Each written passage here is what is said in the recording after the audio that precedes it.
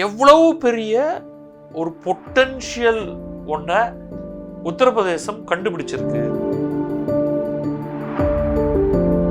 Pilgrimage crowd கேட்ட பணத்தை கொடுத்துருவாங்க. எங்கெங்கெல்லாமோ சம்பாதித்தவர்கள் தங்களுடைய பணத்தை உத்தரப்பிரதேசத்தில் கொண்டு போய் கொட்ட போகிறாங்க, கொட்டிட்டு இருக்காங்க. இன்னைக்கு காசி விஸ்வநாதர் ஆலயத்துக்கு இந்தியா முழுமையிலும் இருந்து கூட்டம் கூட்டமாக கொத்து கொத்தாக மக்கள் போற மாதிரி எந்த ஊரை நீங்கள் மையமாக வைத்து இதே செயலை தமிழகத்தில் செய்வீர்கள்? எப்படி மார்க்கெட்டிங்கையும் பக்தியையும் இணைக்கிறீங்க அப்படிங்கிறது. They have tasted success. அதனால 12 மாசமும் ஏதாவது புதுசாக பிரயாக்ராஜ்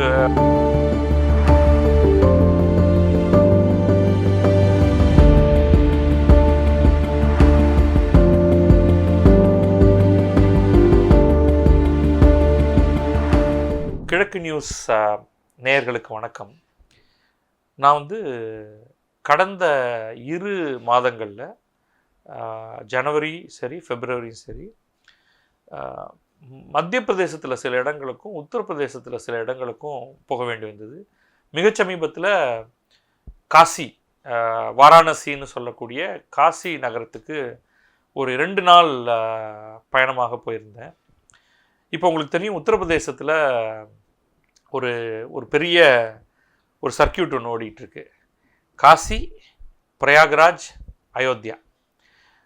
இதில் காசி அயோத்தியா உங்களுக்கு தெரியும், அது பல வருடங்களாக, பல 100 பல 1000 வருடங்களாக அங்கே ஒரு காசியில் விஸ்வநாதர் ஆலயம்ங்கிற சிவனுக்கான ஒரு ஆலயமும், அதை தவிர எண்ணற்ற ஆலயங்கள், பட் முக்கியமானது அதில் காசி விஸ்வநாதர் ஆலயம். அயோத்தியில் மிக சமீபத்தில் கட்டப்பட்ட ராமர் கோவில், அது ஒரு பெரிய போராட்டத்துக்கு பிறகு கட்டப்பட்டிருக்கக்கூடிய ஒரு கோவில்.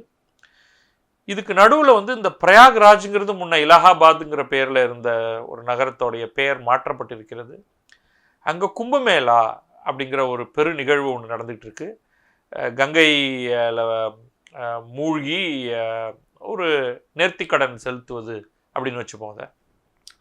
அதில் இது 12 ஆண்டுக்கு ஒரு முறை நடக்கக்கூடியது இந்த கும்பமேளா. அதில் 144 ஆண்டுகளுக்கு ஒரு முறை வரக்கூடியதாக மகா கும்பமேளான்னு ஒன்று இப்போ நடந்துக்கிட்டு இருக்கு.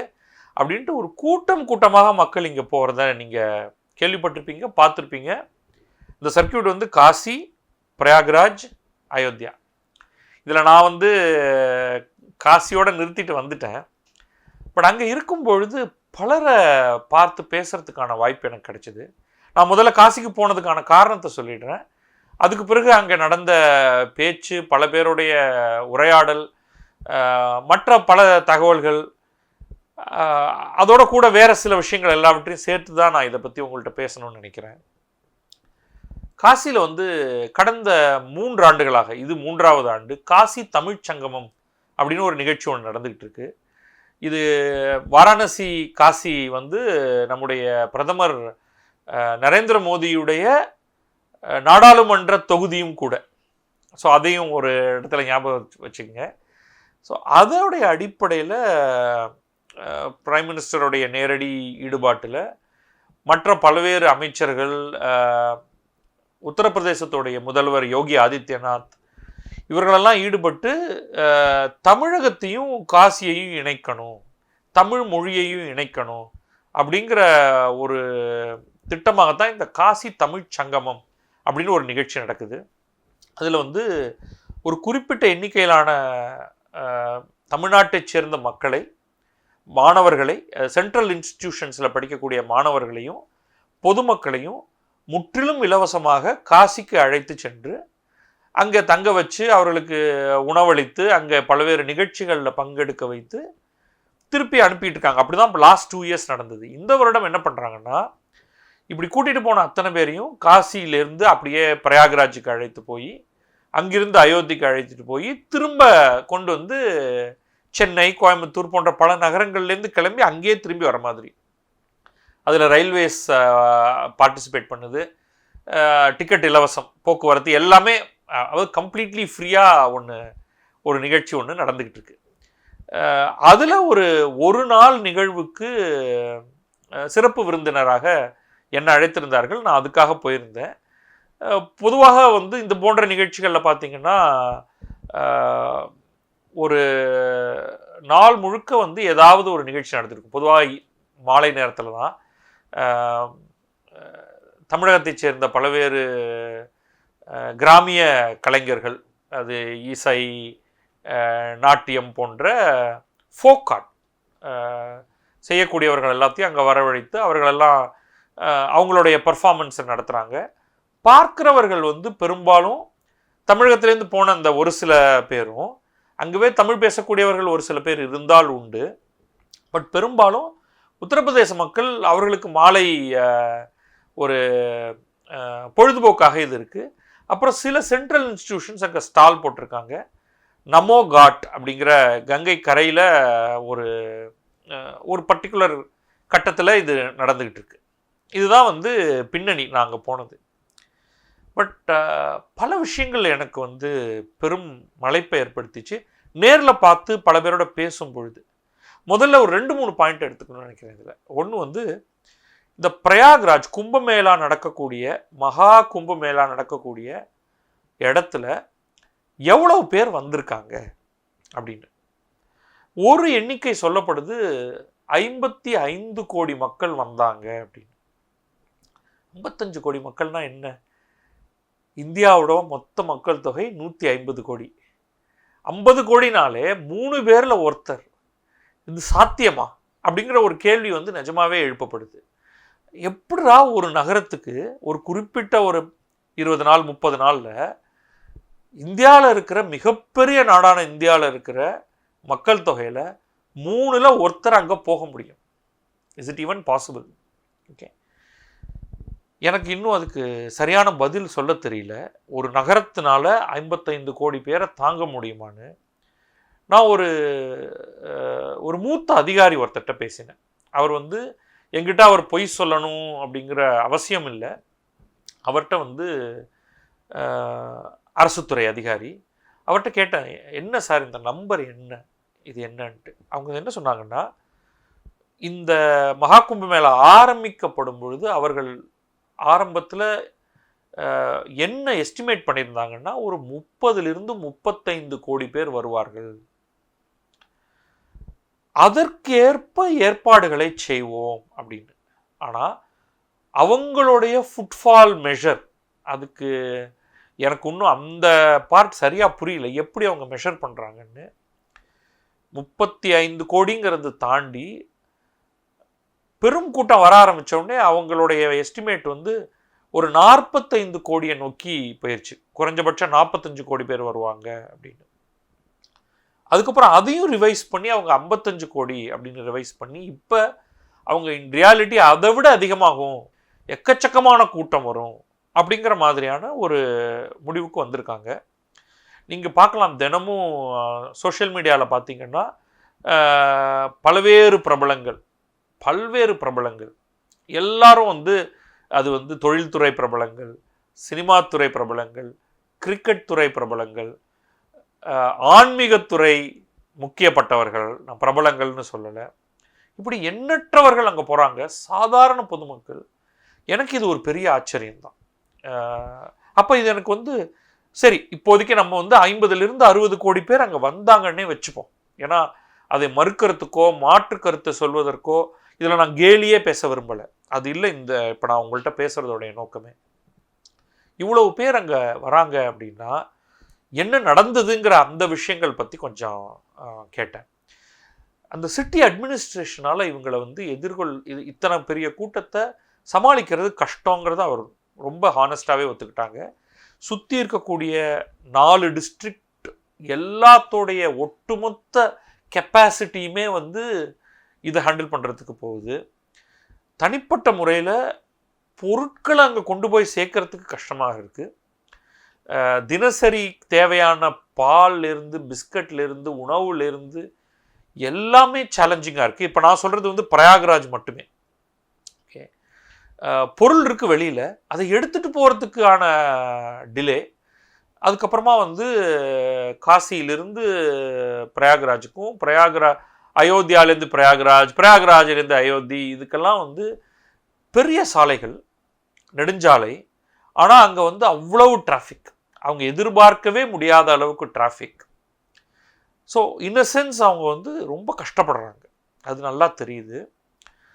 ஒரு மோசமான ஒரு ஸ்டாம்பீடு ஒன்று நடந்து சிலர் இறந்து போயிருக்காங்க. எவ்வளோ பேருங்கிறது நமக்கு தெரியல. அட்மினிஸ்ட்ரேஷன் ஒரு 20-30ன்னு சொல்கிறாங்க. அதற்கு மேலே இருக்கலாம்னு எதிர்கட்சியினர் சொல்கிறாங்க. பட் நிச்சயமாக சில பேர் பிரயாக்ராஜில் இறந்துருக்காங்க. அடுத்தது டெல்லி ரயில் நிலையத்தில் ஒரு ஸ்டாம்பீட் நடந்து அங்கேயும் சில பேர் இறந்துருக்காங்க. டெல்லியிலிருந்து பிரயாக்ராஜுக்கு ட்ரெயின் தாள முடியல ஹேண்டில் பண்ணுறதுக்கு. ஸோ இதெல்லாம் வந்து சில புள்ளி விவரங்கள். ஸோ ஃபஸ்ட்டு எனக்கு என்ன தோணுதுன்னா, சம்திங் ட்ரமேட்டிக், ஒரு பெரிய மாற்றம் நடந்திருக்கு இந்த புனித யாத்திரை டூரிசம் அப்படின்னு வச்சுப்போம் இதை. ஓகே, இதற்கு முன்னாடி இந்த அளவுக்கு ஒரு பெரும் எண்ணிக்கையில் பெரும் கூட்டம் இந்தியா முழுவதில் இருந்து ஒரு புனித தலத்துக்கு போயிருக்காங்களா அப்படின்னா, நான் வந்து ஒரு சில இடங்களெல்லாம் பற்றி கொஞ்சம் யோசிச்சு பார்த்தேன். இந்தியான ஒன்றையே ரொம்ப முக்கியமான இடங்களாக நாம் கருதுவது என்னென்ன, கூட்டம் வரக்கூடிய, தினசரி கூட்டம் இருக்கக்கூடிய ஒரு பெரிய புனித தலம் அப்படின்னு பார்த்தா, எனக்கு உடனடியாக வந்ததில் ஒன்று வந்து திருப்பதி. ஒரு பெரும் கூட்டம் வந்து திருப்பதிக்கு வந்துக்கிட்டே இருக்கு. திருப்பதி கோவில் தான் வந்து மிக மிக மிக பணக்கார கோவில் அப்படின்னு சொல்லுவாங்க. அவ்வளவு பணம் உண்டியலில் விழும், அதுக்கு மேலே பணம் செலவு பண்ணுவாங்க மக்கள். ஒரு நாள் விடாமல் அங்கே கூட்டம் போயிட்டே இருக்கிறத பார்க்குறோம். இந்தியா முழுவதிலிருந்தும் மக்கள் அங்கே போகிறாங்க. ஒன்று, அதற்கு இணையாக ஏதாவது இருக்கா அப்படின்னு பார்த்தா, உண்மையில் இப்போ நான் காசியில் போயிட்டு காசி கோவிலுக்கு போய் பார்த்தேன். என்னுடைய ஃபஸ்ட்டு எனக்கு என்ன தோணுதுன்னா, நான் அயோத்திக்கு இன்னும் போகலை, காசியில் நேராக பார்த்தது, ஒரு காசி என்பது திருப்பதியை விட சில மடங்காவது, பல மடங்குன்னு சொல்லியிருப்பேன், பட் சில மடங்காவது பெரியது மக்களோட எண்ணிக்கையில். தினம் தினம் தினம் திருப்பதிக்கு எவ்வளோ பேர் போகிறாங்களோ அதை விட மிக அதிகமான எண்ணிக்கையில் காசிக்கு மக்கள் போகிறார்கள். கோவிலுக்கு மட்டும் இல்லை, இப்போ திருப்பதிக்கு போனால் உங்களுக்கு கோவில் அதோட முடிஞ்சு போயிடுச்சு. இங்கே கங்கை நதி கரையில் அவர்கள் எண்ணற்ற சடங்குகளை செய்கிறாங்க, கங்கையில் குளிக்கிறாங்க, கங்கையில் ஈமக்கடன்களை செய்கிறாங்க, கங்கையில் புனித நற்செயல்களை செய்கிறாங்க. ஸோ சாவு சார்ந்த, சாவு அல்லாத, இப்படி எக்கச்சக்கமான விஷயங்கள் அங்கே காசியில் நடக்குது.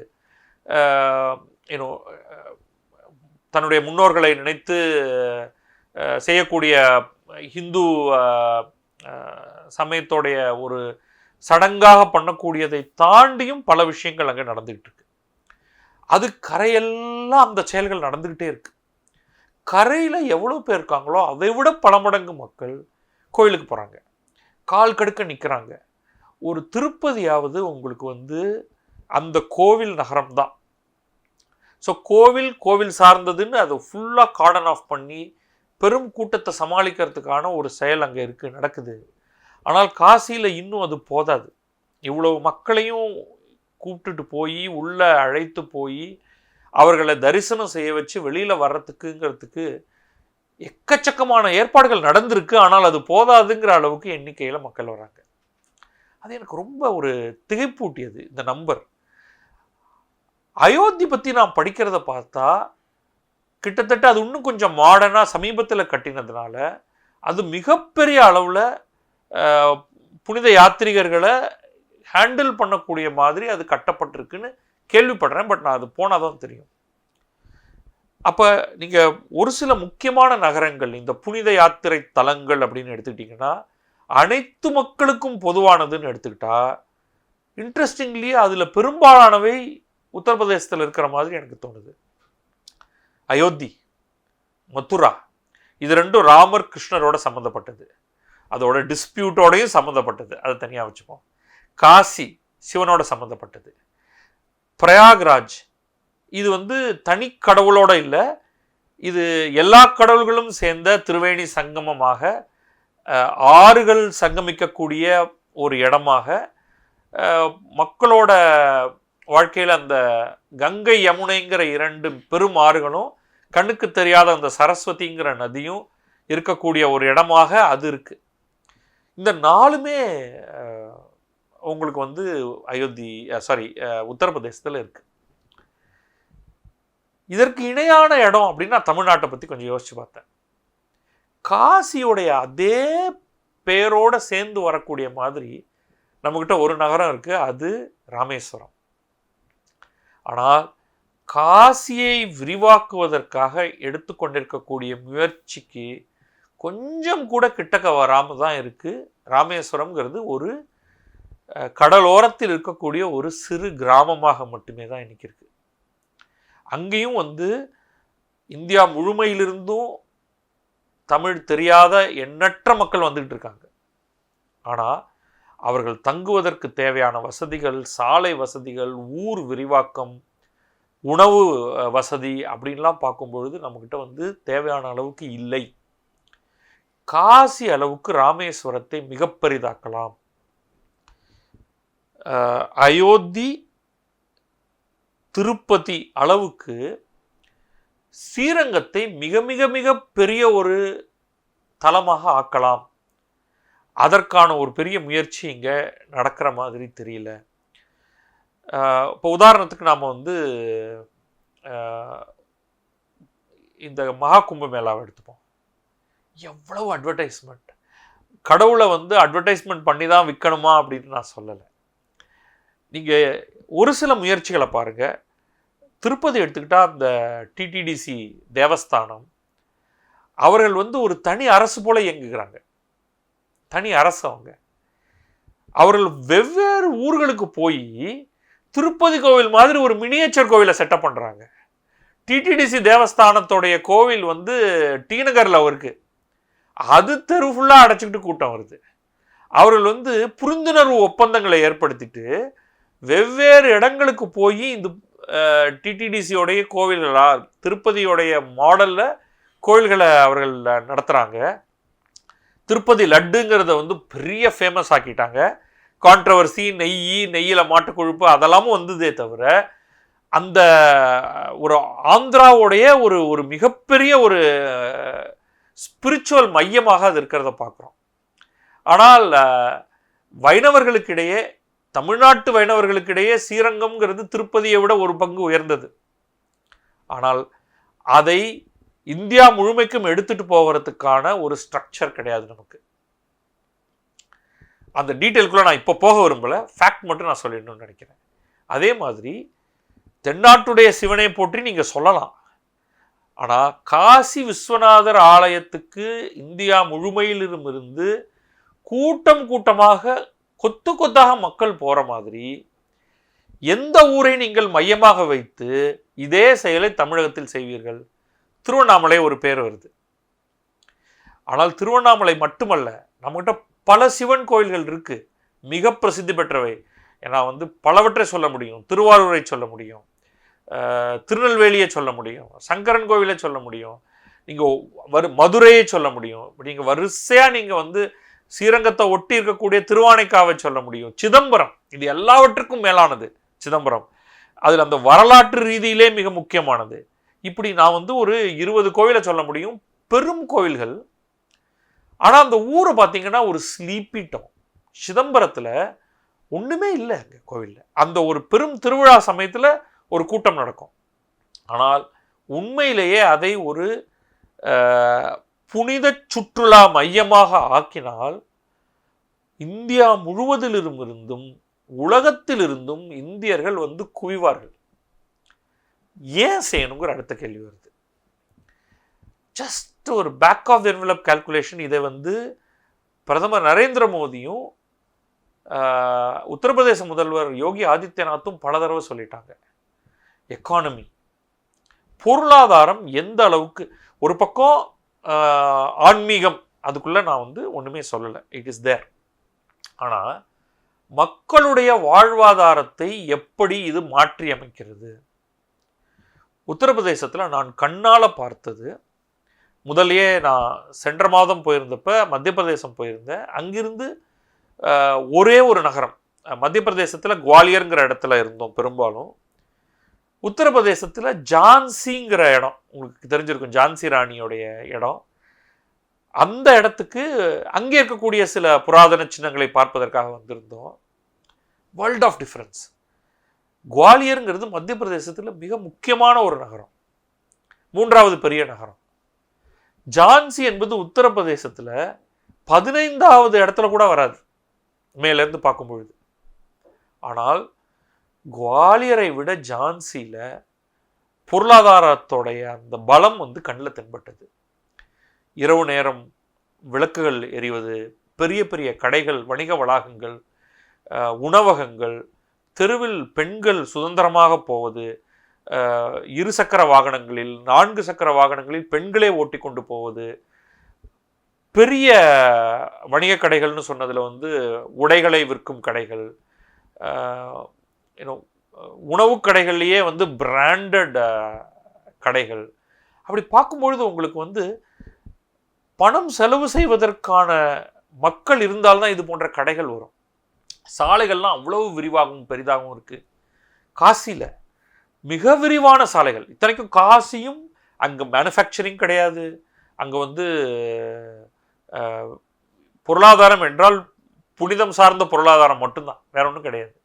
ஆனால் அவ்வளவு பெரிய சாலைகளை கொண்டு அந்த சாலைகளுமே அப்படியே டிராஃபிக் ஜாம் ஆகக்கூடிய அளவுக்கு மிகப்பெரிய கூட்டத்தை அந்த நகரம் சந்தித்து கொண்டிருக்கிறது. அதை பார்க்கும் பொழுது எவ்வளவு பெரிய ஒரு பொட்டன்ஷியல் ஒன்றை உத்தரப்பிரதேசம் கண்டுபிடிச்சிருக்கு. அவர்கள் பின்தங்கிய நிலையிலேருந்து வராங்க. தமிழகத்துடைய உற்பத்தி துறை அவங்கள்ட்ட கிடையாது. தமிழகத்துடைய சேவைத்துறை, அதாவது கணினி சார்ந்த நிதி சார்ந்த உயர் சேவைத்துறை அவங்கள்ட்ட கிடையாது. ஆனால் புனித சுற்றுலா சார்ந்த சேவைத்துறை படுபயங்கரமாக அங்கே வளர்ந்து கொண்டிருக்கிறது. அவங்களுடைய பெர் கேபிட்டா இன்கம் ட்ரமேட்டிக்காக இன்க்ரீஸ் ஆகிருக்கு. நம்ம ஒரு கட்டத்தில் வந்து ஒரு 4 மாநிலங்களை வந்து ரொம்ப பின்தங்கிய மாநிலங்களாக சொல்லிட்டு இருந்தோம். பீகார், உத்தரப்பிரதேஷ், மத்திய பிரதேஷ், ராஜஸ்தான். அதில் கிளியராக உத்தரப்பிரதேசம் என்பது மற்ற 3வரையும் பின்னுக்கு தள்ளிவிட்டு படுவேகமாக மேலே வளர்ந்து வருகிறது. அவர்களோட ஸ்ட்ரென்த் என்னன்னு பார்க்குறாங்க. இன்னைக்கு என்னால் கல்வியை பெருமளவுக்கு மேலே உயர்த்தி அந்த கல்வியிலிருந்து மேனுஃபேக்சரிங் அல்லது சர்வீசஸ் செக்டரை உயர்த்தி ஒரு பெரும் ஜிடிபியை நோக்கி போகிறதுங்கிறதுக்கு எனக்கு இன்னொரு 10 வருடம் 20 வருடம் ஆகும். ஆனால் அதற்குள்ளாக என்னுடைய முக்கியமான இடமாக இருக்கக்கூடிய புனித தலங்களை எல்லாம் நான் எடுத்து அதை வேறு தளத்துக்கு எடுத்துகிட்டு போவாங்க. இன்ஃபேக்ட் அவங்க ஒட்டுமொத்த உத்தரப்பிரதேசமாக இருந்த பொழுது உத்தராஞ்சல் என்பது உத்தராகண்ட் என்பது பிரிவதற்கு முன்னால் பார்த்தீங்கன்னா இன்னும் சில புனித தலங்கள் அவங்கள்ட்ட இருந்தது. பத்ரிநாத், கேதார்நாத், ரிஷிகேஷ் போன்ற இடங்களெல்லாம் இப்பொழுது அது வந்து உத்தரப்பிரதேசத்தோட கையை விட்டு போயிருச்சு. அதுவும் உத்தரப்பிரதேசத்தில் இருந்ததுன்னா நீங்கள் யோசிச்சு பாருங்க, இந்தியாவுடைய டாப் 20 புனித தலங்களில் 10 வந்து உத்தரப்பிரதேசத்தில் இருந்திருக்கும், அந்த ஒருங்கிணைந்த உத்தரப்பிரதேசத்தில் இருந்திருக்கும். இப்போ இந்த பத்ரிநாத், கேதார்நாத், சார்தாம் அப்படின்னு சொல்லுவாங்க. அது போனதற்கு பிறகும் கூட உத்தரப்பிரதேசத்தினால வந்து ஒரு பெரிய ஒரு பொருளாதாரத்தை புனித தலங்களை சுற்றி கட்டமைக்க முடிகிறது. அது நன்றாக கண்ணுக்கு தெரிகிறது. இது நேரடியாக இதிலிருந்து வரக்கூடிய வருமானம் அரசுக்கு போவதில்லை. அதுதான் இதில் முக்கியமானது. அரசுக்கு போவது வந்து இன்டிரெக்ட் வருமானம் தான். நேரடி வருமானம் சுற்றுலாத்துறையோடைய பல்வேறு இடங்களுக்கு போகிறது. ஹோட்டல்கள், தங்குமிடங்கள், உணவகங்கள், வண்டி ஓட்டுறவங்க, அது வந்து சைக்கிள் ரிக்ஷா, ரிக்ஷாலேருந்து ஆரம்பித்து ஆட்டோலேருந்து டாக்ஸிலேருந்து அங்கிருந்து ஏரோப்ளேன் வரைக்குமான ரயில் இன்க்ளூசிவ் அத்தனைக்குமான ஒரு இடமாக போகிறது. அதற்கு பிறகு அங்கே மல்டிபிள் அதர் சர்வீசஸ் உங்களுக்கு. அதில் வந்து பக்தி சார்ந்த சர்வீஸ்னு வச்சிங்களேன், உங்களுக்கு பூஜை பண்ணி தரவதற்காக நீங்கள் கொடுக்குற பணம், உங்களுக்கு ஒரு நேர்த்தி கடன் செய்வதற்கான ஒரு தொகை நீங்கள் கொடுக்க போகிறது, இது போன்ற பல்வேறு, அப்புறம் அங்கே பிரவச்சனங்கள் அல்லது கதா காலக்ஷேபங்கள் நடக்கும், அதுக்கு நீங்கள் கொடுக்கக்கூடிய பணம், இப்படி. இப்போ நான் வந்து ஒரு கரை கங்கையில் ஒரு கரையிலேருந்து இன்னொரு கரைக்கு காசி விஸ்வநாதர் ஆலயத்துக்கு போகிறதுக்கு ஒரு பெரிய போட் ஒன்றில் பயணம் செய்தேன். அந்த போட்டில் அந்த கரையை கடக்கிறதுக்கு 200 ரூபா. ஒரு 100க்கும் மேபி 200 பேர் இருந்திருப்போம் அந்த போட்டில். அது வந்து ஒரு கிராசிங்க்கு, அதோட இன்னொரு கிராசிங் மாற்றி மாற்றி ஒரு நாளைக்கு எவ்வளவு தடவை அந்த பயணத்தை செய்யலாம். இப்போ ஒரு போட் எவ்வளவு சம்பாதிக்கும், இதெல்லாம் நீங்கள் பார்த்தீங்கன்னா ரொம்ப அமேசிங்காக இருக்குது. Amount of money. எல்லாரும் வெளியிலிருந்து வருவதனால இந்த பணத்தை செலவு செய்வதற்கு யாருமே தயங்குவதில்லை, யாருமே சண்டை போடுவதில்லை. உள்ளூர் மக்கள்னா அவங்க நான் எவ்வளோப்பா பணம் கொடுப்பேன், இதெல்லாம் முடியாது, எனக்கு 15 ரூபாய்க்கு இங்கேருந்து அந்த கரைக்கு கொண்டு போ அப்படின்னு சொல்லுவாங்க. ஆனால் இது எல்லாமே வந்து இந்த பில்கிரிமேஜ் க்ரௌடு கேட்ட பணத்தை கொடுத்துருவாங்க. அப்போ இது ஒரு பெரிய வெல்த் ஷிஃப்ட். எங்கெங்கெல்லாமோ சம்பாதித்தவர்கள் தங்களுடைய பணத்தை உத்தரப்பிரதேசத்தில் கொண்டு போய் போகிறார்கள், கொட்டிக்கிட்டு இருக்காங்க இன்னைக்கு. அப்போ இவங்க இதை இன்னும் விரிவாக்கும் பொழுது சுற்றி இருக்கக்கூடிய மாவட்டங்கள் எல்லாம் விரிவடையும். அந்த பணத்தை பெறுபவர்கள் எல்லாம் முதல்ல ரியல் எஸ்டேட்டில் இன்வெஸ்ட் பண்ணுவாங்க. ஆனால் ஏதோ ஒரு கட்டத்தில் அவர்கள் பல்வேறு சேவைத்துறைகளை அவர்கள் உருவாக்க ஆரம்பிப்பார்கள். ஸோ இது ரொம்ப ரொம்ப ஒரு சுவாரஸ்யமான ஒரு விஷயமாக எனக்கு தென்படுகிறது. இதிலிருந்து தமிழகம் கற்க வேண்டியதுன்னு நான் நிச்சயமாக இதை ஒரு முக்கியமான விஷயமாக சொல்லுவேன். இப்போ நம்ம ஊரில் பொதுவாகவே வந்து எதை எடுத்தாலும் நம்ம ஒரு சிலிர்த்துப்போம், அது எப்படி நாங்கள் செய்யாததா அப்படின்ட்டு. இல்லை, நீங்கள் செய்யறதுக்கும் நிறையா இருக்குங்க. இன்னொருத்தனும் அவனுடைய ப்ளஸ் மைனஸை கையில் எடுத்துக்கிட்டு நீங்கள் ஆட்டோமொபைல் இண்டஸ்ட்ரிக்கு செய்கிறத அவன் வேறு ஏதோ ஒரு இடத்துல செஞ்சுக்கிட்டு இருக்கான். அவன் எப்படி வந்து நகர நிர்மாணத்தை, முக்கியமாக செகண்ட் தேர்டு லெவல் டியரில் இருக்கக்கூடிய ஊர்களை வந்து அவன் எந்த அளவுக்கு வளர்ச்சி பண்ணிகிட்டு இருக்கான் அப்படிங்கிறத நம்ம போய் பார்க்கணும். திடீர்னு நம்ம வந்து நம்முடைய அமைச்சர்கள் திராவிட மாடல் அரசுன்னு சொல்லுவாங்க, திராவிட மாடல் ஆன்மீக அரசுன்னு சொல்லுவாங்க. ஒன்றும் வேண்டாம், அதெல்லாத்தையும் விட்டுட்டு நான் திராவிட அரசா ஆன்மீக அரசாங்கிறதெல்லாம் விட்டுட்டு நம்முடைய பக்தி சார்ந்த புனித சுற்றுலா சார்ந்த பொருளாதாரத்தை விரிவாக்குவது, அதன் மூலமாக அந்த ஊரில் இருக்கக்கூடிய, அதன் மூலமாக அந்த மாநிலத்தில் இருக்கக்கூடிய அனைவரும் எப்படி வந்து வளர முடியுங்கிறதை அடிப்படையாக வைத்து கட்டுமானத்தை எப்படி உத்தரப்பிரதேசம் செய்து கொண்டிருக்கிறதோ அதே மாதிரி செய்தோம் என்றால் அதன் மூலமாக ஒரு பெரிய வளர்ச்சி ஏற்படும். அது நமக்கு பாசிட்டிவானது அப்படிங்கிறத நம்ம ஒரு கீ பாயிண்ட்டாக கையில் எடுத்துக்கிறது நல்லது. இதுதான் வந்து எனக்கு கிடைச்ச ஒரு மிகப்பெரிய ஒரு ஒரு பெரிய இன்சைட் அப்படின்னு நான் சொல்லுவேன். கும்பமேளா இப்போ முடிஞ்சு வருமா இந்த வாரத்தோட அப்படின்னா, ஒரு அட்வர்டைஸ்மெண்ட், ஒரு ஆடியோ அட்வர்டைஸ்மெண்ட் உத்தரப்பிரதேஷ் கவர்மெண்ட்டோடது கேட்டேன். அவங்க வந்து விவரமாக சொல்கிறாங்க, பிப்ரவரியில் இந்தந்த நாள்லாம் முக்கியமானது, அடுத்து மார்ச்சில் இந்தந்த நாள்லாம் இருக்குது, அப்புறம் ஏப்ரலில் இந்தந்த நாள்லாம் இருக்குன்னு அவங்க நல்லா நீட்டி முழக்கிட்டு போகிறாங்க. சரி, அவங்க வந்து தே ஹவ் டேஸ்டட் சக்ஸஸ். நம்ம நிச்சயமாக வந்து இந்த எண்ணிக்கை வந்து அவங்களுக்கு ஒரு பயத்தை உருவாக்கி இருந்தாலும் இதுலேருந்து அந்த மாநிலத்துக்கு வரக்கூடிய வருவாயை அவங்க பார்க்குறாங்க. அதனால் ரவுண்ட் த இயர் 12 மாதமும் ஏதாவது புதுசாக பிரயாக்ராஜ் அந்த மாவட்ட மாநகராட்சி வந்து திட்டம் போட்டுக்கிட்டே தான் இருக்கும். ஒன்று.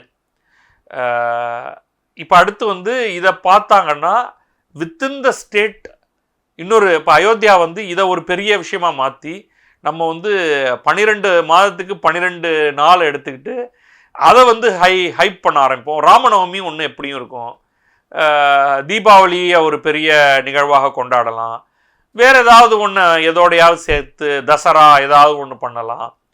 ஸோ அதுக்கு மேலே உங்களோட இமேஜினேஷன் தான் இல்லையா.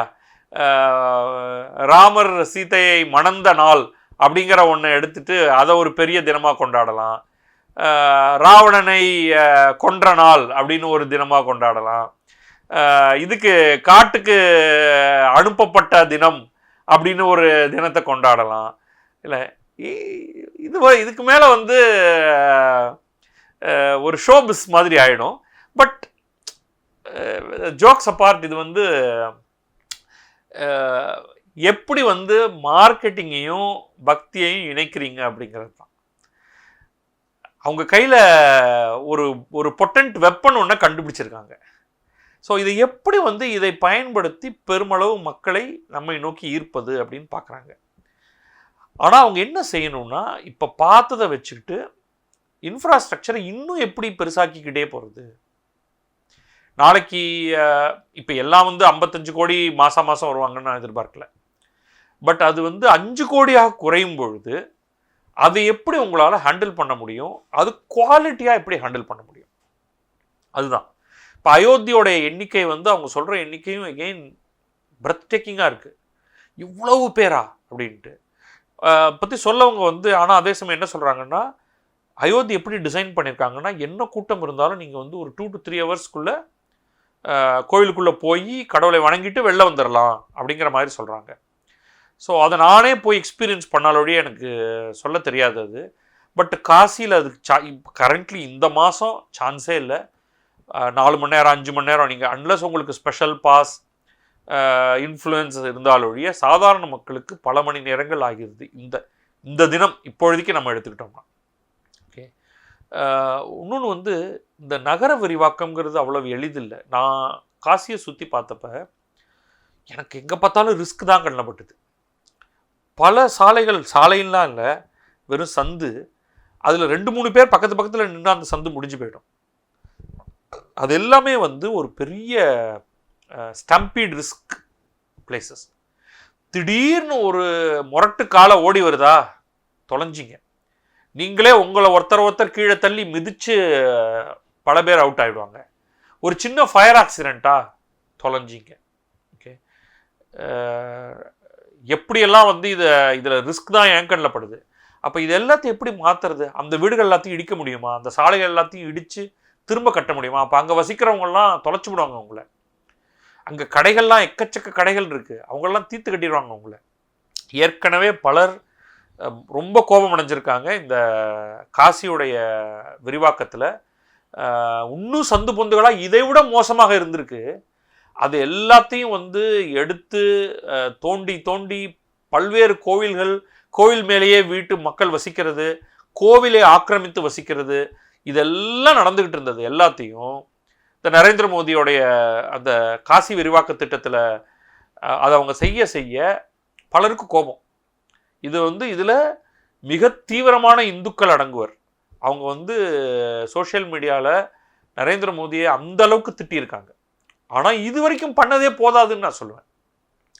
உங்களுக்கு ஒன்று, நாங்கள் எங்களுடைய ஊரோட சின்னதாக இருக்கோங்க, எங்களுக்கு யாரும் வராதிங்க அப்படின்னு நீங்கள் சொல்லலாம்.